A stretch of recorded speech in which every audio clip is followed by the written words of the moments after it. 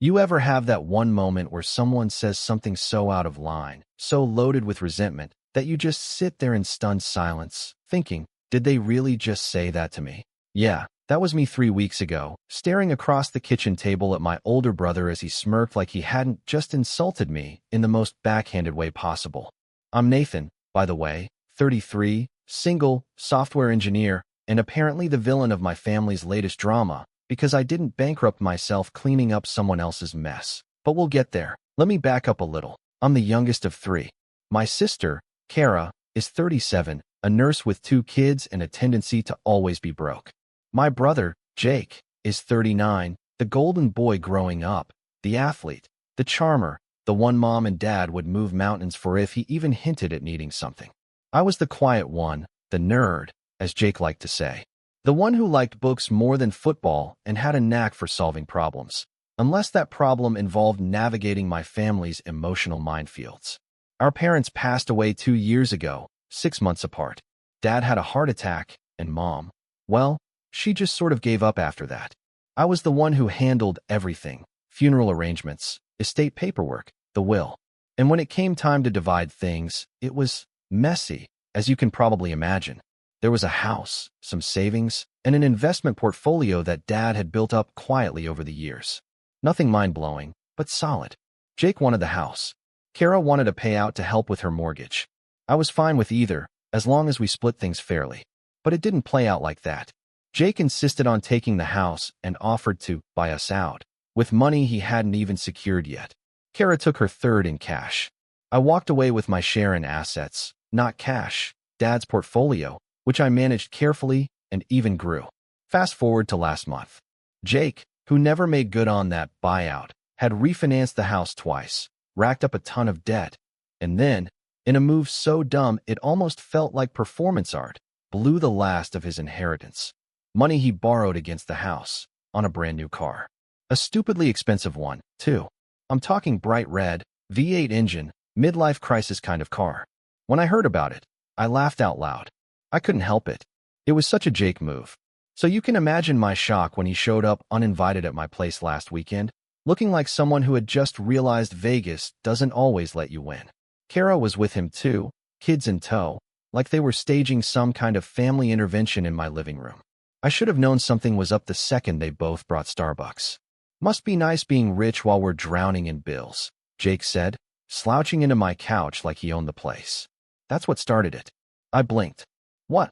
You heard me, he said, grinning like it was a joke, except there wasn't an ounce of humor in his voice. While we're out here struggling, you're sitting on a gold mine Dad left you.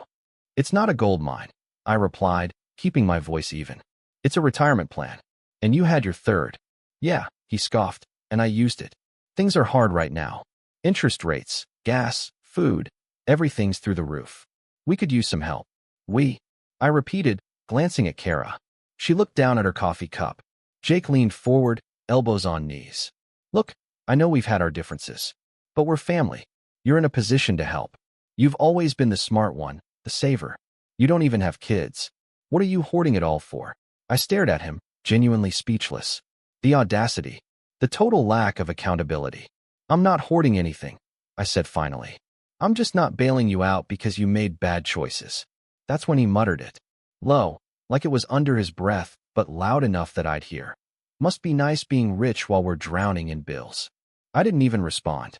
I just stood up, walked to the door, and held it open. Kara looked conflicted, like she wanted to say something, but instead she ushered her kids up and out, mumbling, thanks for the coffee, like this was just a casual visit and not an ambush. Jake walked out last, flashing that smug grin again. You'll come around, he said, like I was the one being unreasonable. 2 hours later, I got a text from Mom's old number. My stomach dropped when I saw it, like some ghost from the past had reached through the phone. But it wasn't her. It was Kara. She'd saved Mom's contact and was using it now to guilt-trip me. Help him out, the message read. Or don't bother visiting for the holidays. I stared at it for a long time. It was like a punch to the gut. Not just because of the ultimatum, but because they used her number to deliver it. Like weaponizing grief. Like saying, Mom would have wanted you to do this, even though Mom never once asked me to clean up their messes. I didn't reply. I just blocked the number. And then I blocked Kara. And then Jake. That night, I put my phone on silent and went to bed early, feeling a strange mix of guilt, anger, and, if I'm being honest, a little peace. Like I had finally drawn a line in the sand. I wasn't the bank. I wasn't the scapegoat. I wasn't their punching bag. But when I woke up the next morning, I had 53 missed calls, 3 voicemails, and, this one was the kicker, a Venmo request from my sister. $2,000. Caption: for Jake's car payment. Don't be selfish. That was when I realized they weren't just desperate.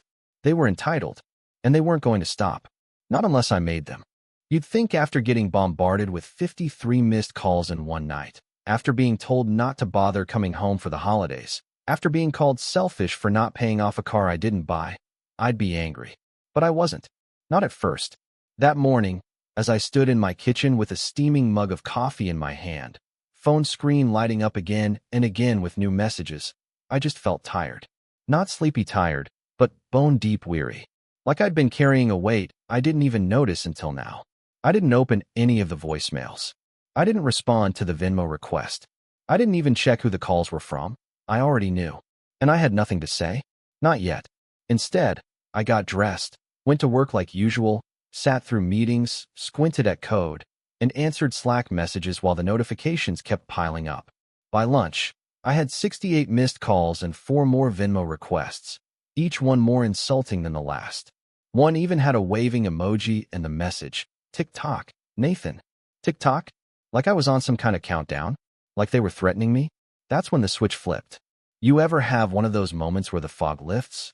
Where every memory, every injustice, every bite you held back comes rushing forward like a freight train, and suddenly, finally, you're just done. That was me. Because it wasn't just about the car. It wasn't even about the money. It was about years. Decades, honestly. A lifetime of playing second string to Jake, of being told to be the bigger person, of swallowing every slight to keep the peace. And now they were framing me as the villain because I refused to burn my financial future for someone who never respected me? Nah, not this time. That night, I called Kara. Not because I was ready to reconcile, but because I wanted answers.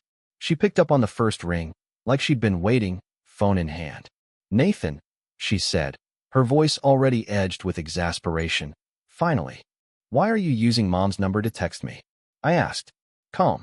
Direct. She didn't skip a beat. "Because you never respond to anything else. I figured it would get your attention." Yeah, it got my attention. It also felt manipulative. "Oh please," she snapped. "You're being dramatic. You told me not to come home for Christmas."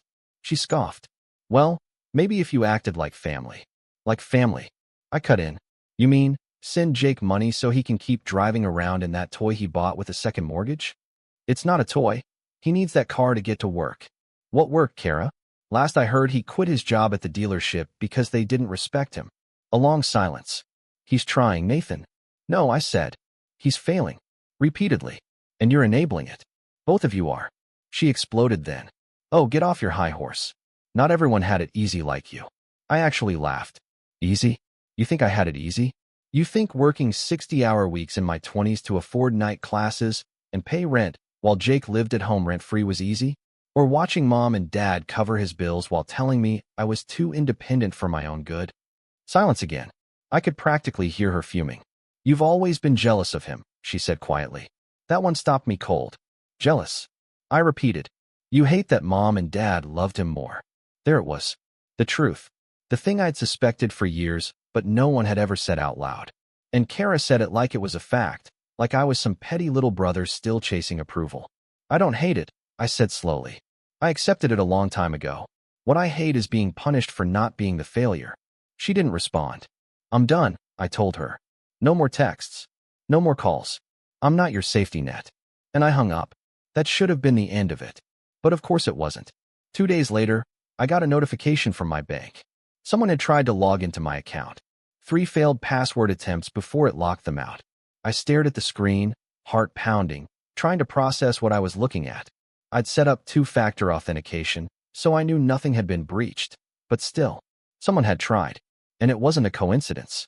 I checked my email next. Sure enough, buried between newsletters and work updates, there it was, a password reset request. Not from me.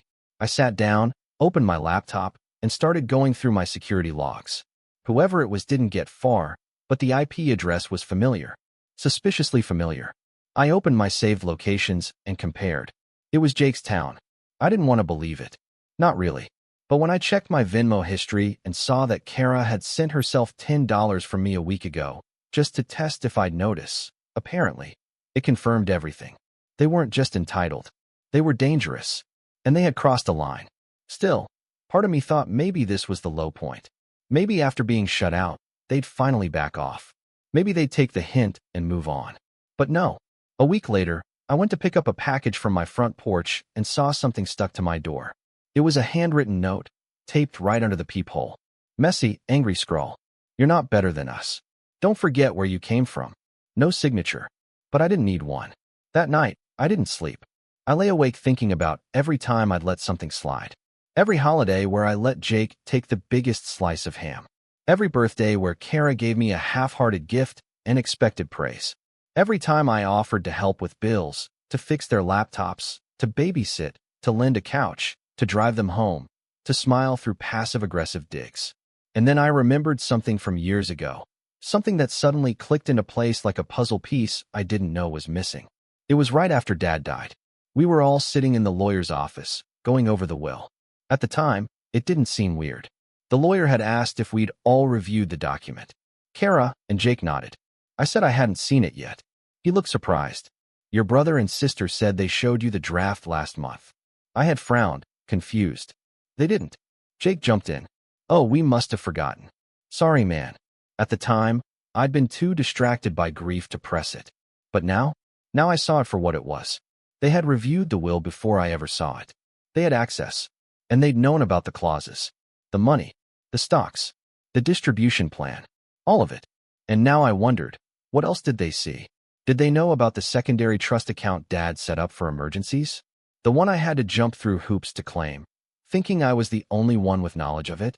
Or the letter Dad had written me, handwritten, not typed, saying how proud he was that I had made a life for myself without ever asking for anything? Did they read it? Did they resent it? The next morning, I called my lawyer. Something inside me had shifted. This wasn't just family drama anymore. This was theft, harassment, attempted fraud. And if I didn't do something, it would get worse. I filed a report about the unauthorized Venmo transfer and the login attempts. Then I asked my lawyer to dig deeper into the estate documents, just in case. 2 days later, I got a call. You might want to sit down, he said.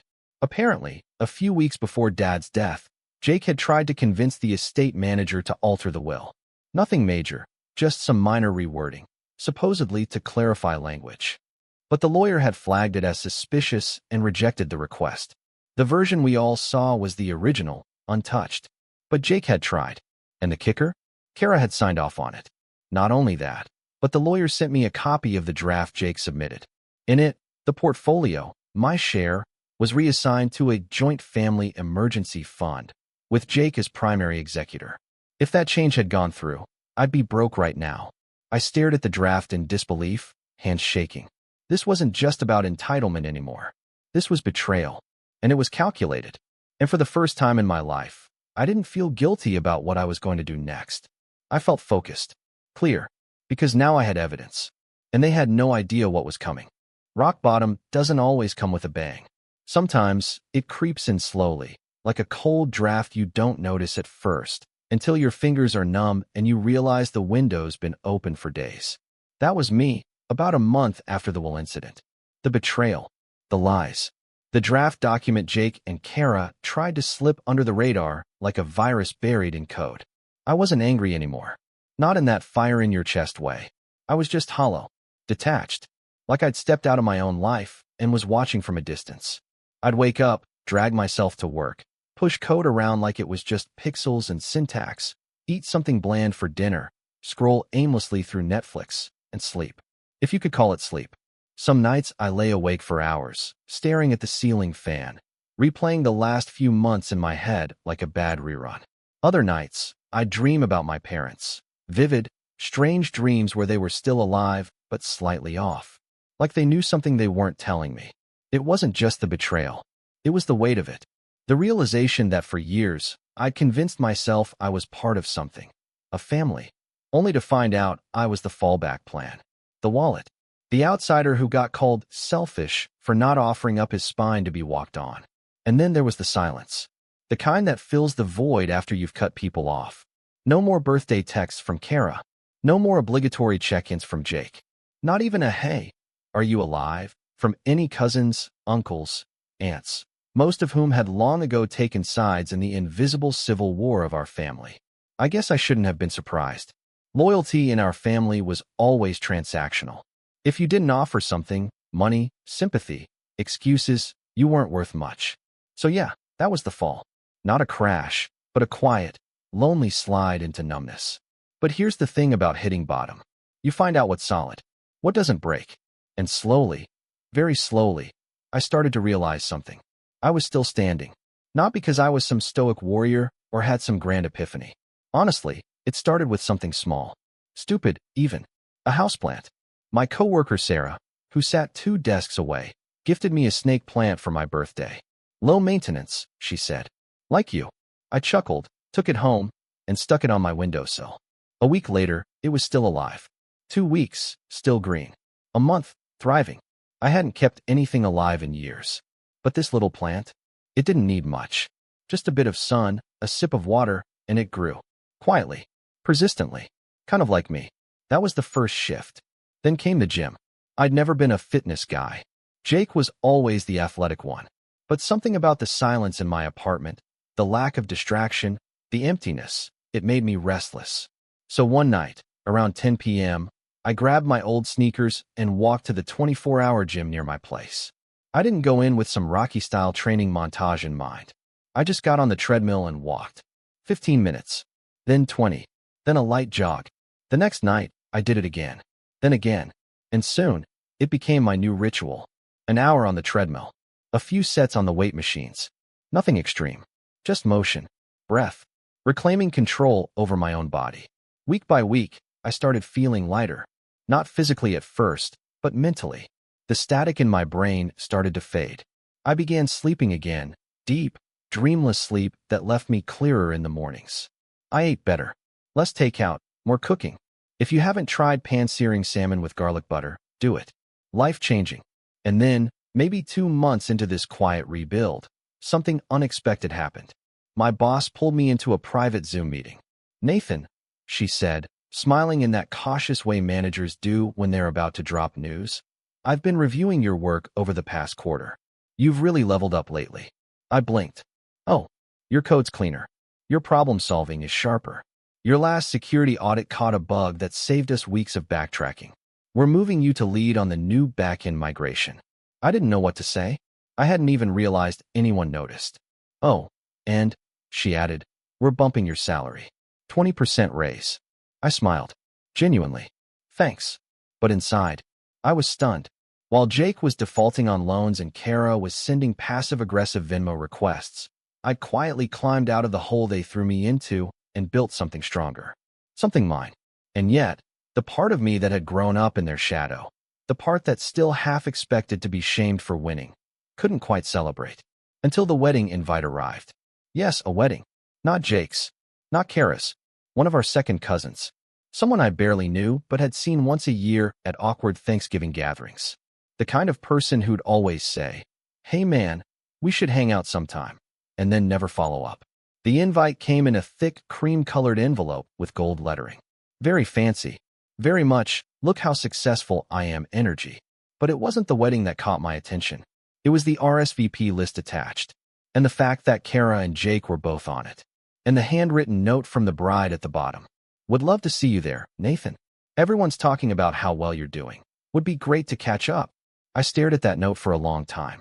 Everyone's talking? Interesting. Because as far as I knew, no one had heard from me in months.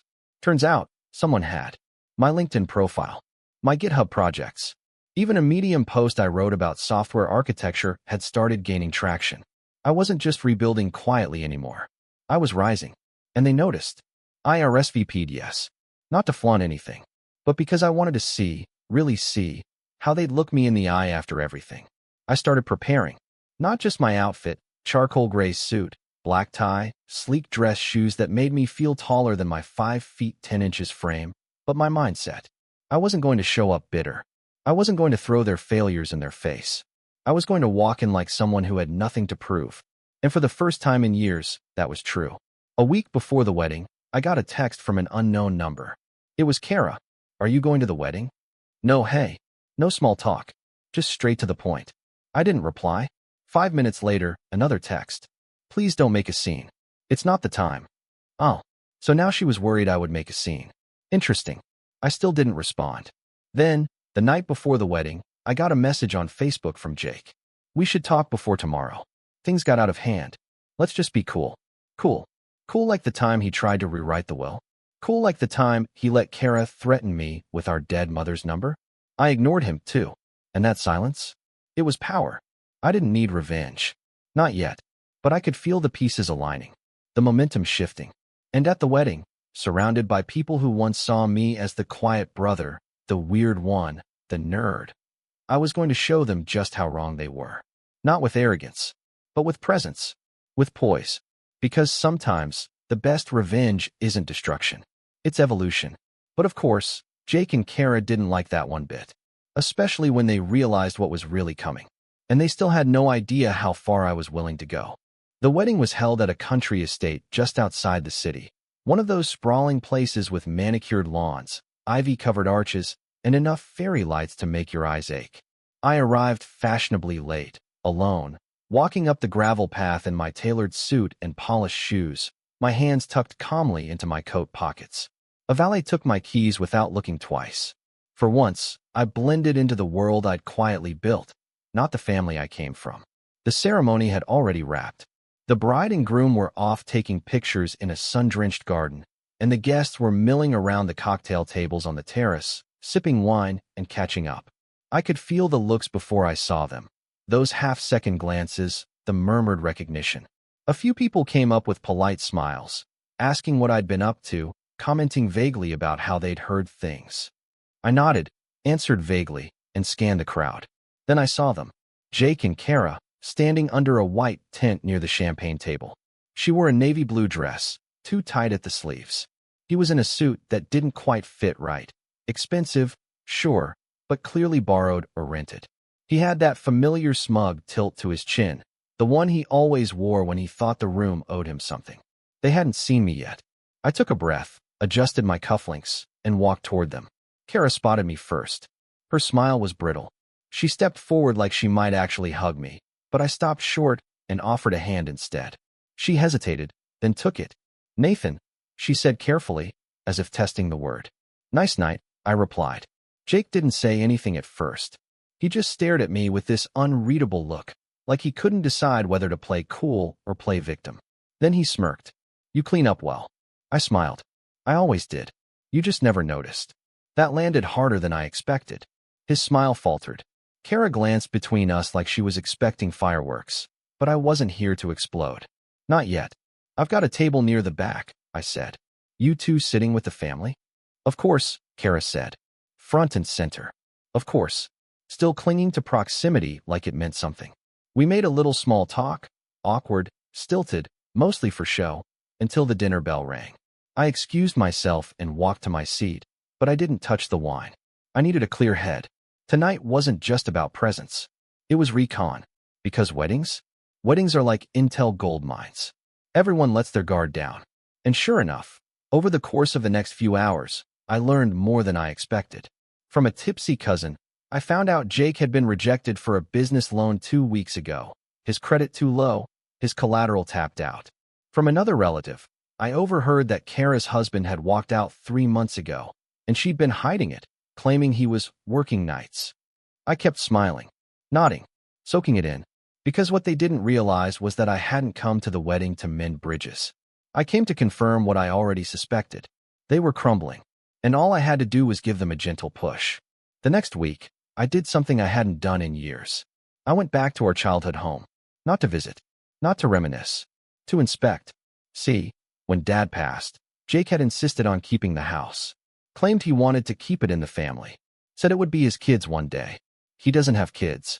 He promised to pay us each our share, and when he didn't, he talked us into letting him refinance to get things in order. Well, turns out he refinanced twice, missed payments. and now the place was barely holding together. The siding was cracked, the lawn overgrown. A for sale sign stood in the yard, half fallen, like even the sign had given up. I parked across the street and just watched for a while. No one came in. No one went out. The windows were dark. Then I pulled out my phone and called a friend of mine, Mark. He was a real estate agent who owed me a favor from years back when I helped him build his firm's app for free. Remember that project I did for you? I asked. Mark laughed. Still the best client dashboard we've ever had. I'm calling in the favor. Name it. I want to know everything about 1221 Parkwood Lane. He whistled. That's your folks' old place, right? Used to be. Just send me the mortgage details, liens, current listing agent, everything. You got it. Give me a day. While I waited on Mark, I turned to Kara. Well, indirectly. I logged into a private Reddit account I hadn't used in years, found a couple of parenting subreddits, and searched her name. Nothing. Then I searched her husband's name. Jackpot. Buried deep in a venting post from a user whose account had been inactive for months was a confession from a man whose wife's family treated him like a walking wallet. He didn't name Kara, but the details lined up. The 2 kids. The timing of the separation. The reference to her parasite brother. So Jack had left, and she'd been lying about it. With that, I reached out to a private investigator. Not to dig up dirt, per se, just to confirm the timelines. Employment status. Custody filings. Debt trails. Because if I was going to pull the trigger on this, I needed to be sure. Every step, every move, I was building something. Not revenge in the dramatic, movie sense. No loud confrontations. No screaming matches.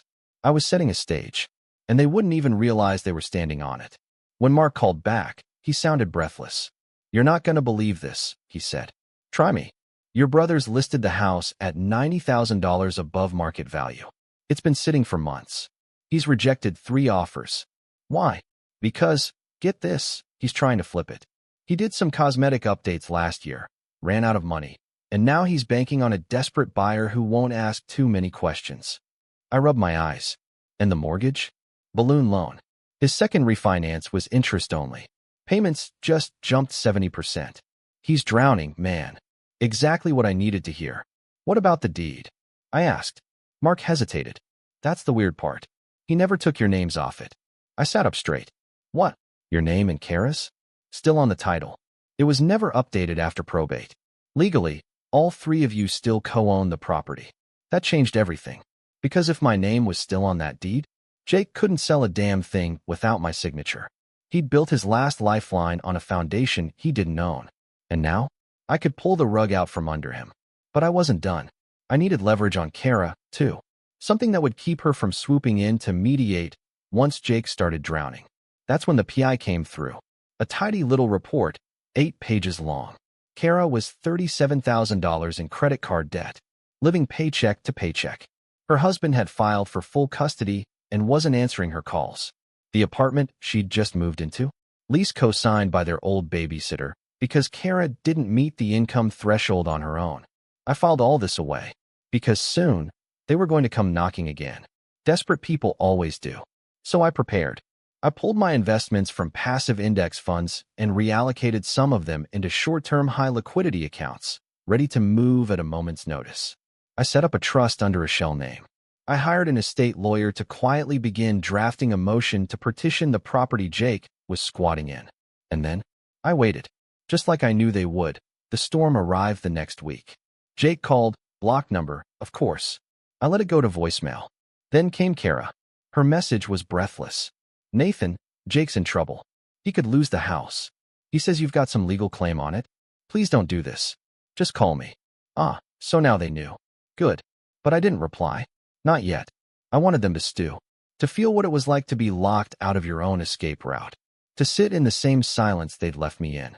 Meanwhile, I kept preparing. Lining up calls with realtors.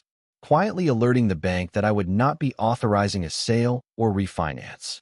Reviewing every clause in the will to ensure airtight leverage. And then I made one final call. To a podcast host. Not a huge name, but one with a decent following.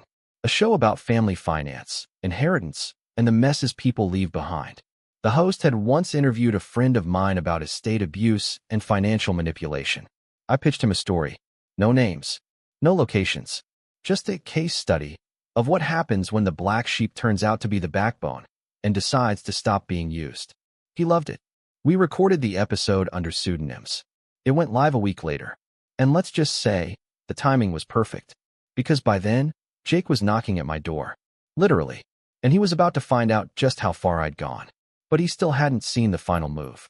The one that would change everything. And take everything he thought he had left. Jake showed up at my door just before 9 p.m., wearing that same gray hoodie he used to wear back in high school.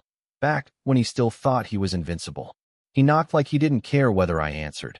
But he lingered like he knew he had no other options. I let him stand there for a few more knocks before I opened the door. His smile was weak. Not smug. Not charming. Just tired. And desperate. "Nate," he said, eyes darting behind me like he expected backup. "Can we talk?" I stepped aside without saying a word and gestured to the couch. He sat, leaned forward, elbows on knees like he had at my place months ago, only this time the air was heavier. He looked smaller somehow, like the years of coasting were finally catching up to him. "Look, I know we've had our differences," he started. I stayed silent. "But things are really bad, man. The house. If I miss one more payment, they're taking it." I nodded like I was listening. I was, but not in the way he hoped. I wasn't there to empathize. He went on, rambling about how the market tanked and contractors overcharged him and the bank moved the goalposts. Every excuse in the book. He never once admitted he'd messed up. "I just need time," he said finally. "That's all. Just don't block the sale, and I'll pay you back after the close. You'll get your third, maybe more." I smiled faintly and walked to my kitchen. Poured 2 glasses of water. Brought one to him. "You still think you're in charge, don't you?" Jake blinked. "What? You think this is a negotiation? That you still hold the cards? But you don't, Jake. You haven't for a while." He stiffened. "What are you talking about?" I reached into a drawer and pulled out a file folder, thick with documents, reports, screenshots. I tossed it onto the coffee table. "That's a full timeline of everything you and Kara tried to do. The fake draft of the will. The mortgage fraud. The Venmo scam. Kara's little stunt with Mom's phone number. Even the login attempts on my bank account." He didn't touch the folder. I leaned back, arms crossed. "See, Jake, you thought you were running a hustle. That I'd always bail you out like the smart little brother who'd eventually cave. But I stopped playing that role." His jaw tightened. "What do you want?" I smiled. "There it is." I let the silence stretch before answering. "I want the house," I said. "All of it.